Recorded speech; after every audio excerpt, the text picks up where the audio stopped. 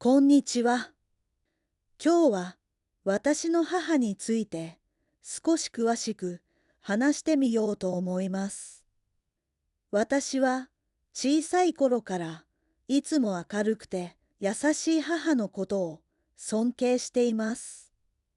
母は毎朝誰よりも早く起きて家族の朝食を準備してくれます。焼きたてのパンの香りで目が覚めるととても幸せな気持ちになります。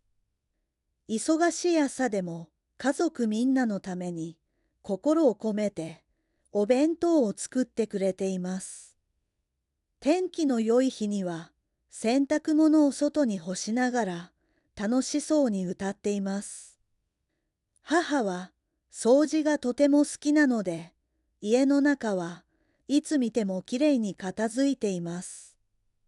夕方になると栄養のバランスを考えながら温かい料理を作ってくれます。食事の後も休まずにたくさんの皿を丁寧に洗って片付けています。母は裁縫が得意で時々私たちの服を手作りしてくれることがあります。父とはとても仲が良く、二人で楽しそうに会話している姿をよく見かけます。小さい弟の世話をするときも、いつも優しい笑顔を忘れずに接しています。母は花を育てるのが好きで、毎朝楽しそうに水をあげています。休日になると、ソファーに座ってテレビを見ながらのんびり過ごしています。昼間はスーパーで働いていて、レジの仕事を毎日一生懸命頑張っています。夜には家計簿をつけながら家族のお金をきちんと管理してくれています。無駄遣いをしないように気をつけて、毎月コツコツ貯金を続けています。家族の誕生日には毎年大きなケーキを準備してお祝いしてくれています。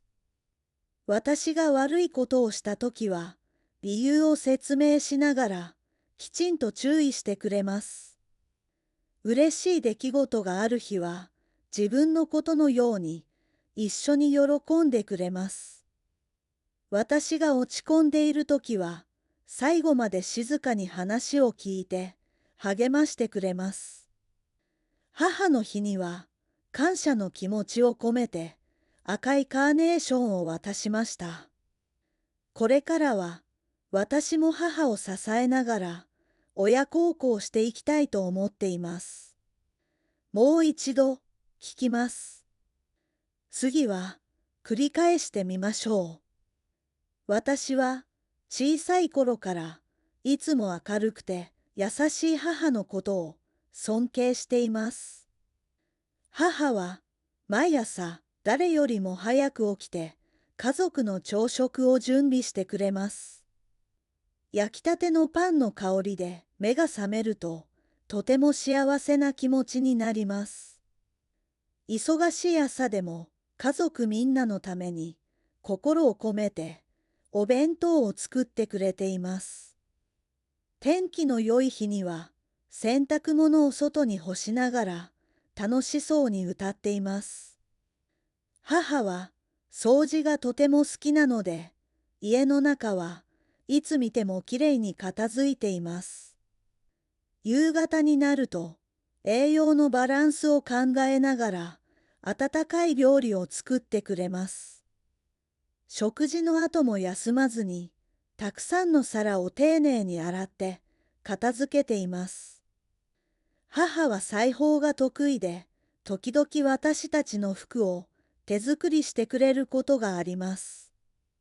父とはとても仲が良く、二人で楽しそうに会話している姿をよく見かけます。小さい弟の世話をするときも、いつも優しい笑顔を忘れずに接しています。母は花を育てるのが好きで、毎朝楽しそうに水をあげています。休日になるとソファーに座ってテレビを見ながらのんびり過ごしています。昼間はスーパーで働いていて、レジの仕事を毎日一生懸命頑張っています。夜には家計簿をつけながら家族のお金をきちんと管理してくれています。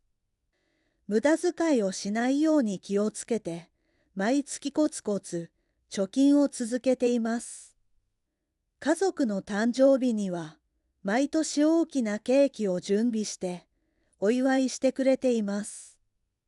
私が悪いことをしたときは理由を説明しながらきちんと注意してくれます。嬉しい出来事がある日は自分のことのように一緒に喜んでくれます。私が落ち込んでいるときは最後まで静かに話を聞いて励ましてくれます。母の日には感謝の気持ちを込めて赤いカーネーションを渡しました。